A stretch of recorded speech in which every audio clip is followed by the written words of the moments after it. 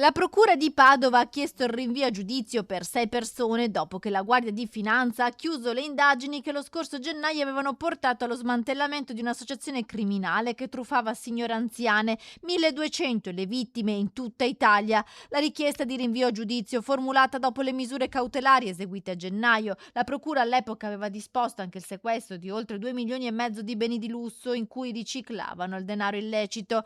La base dell'associazione era nel Padovano, ma la banda aveva società attive anche in provincia di Treviso. Il sistema di truffa era quello della vendita porta a porta. Le vittime erano tutte donne anziane che vivevano sole, venivano raggirate e costrette a firmare contratti che poi le obbligavano ad acquistare casalinghi per svariate migliaia di euro.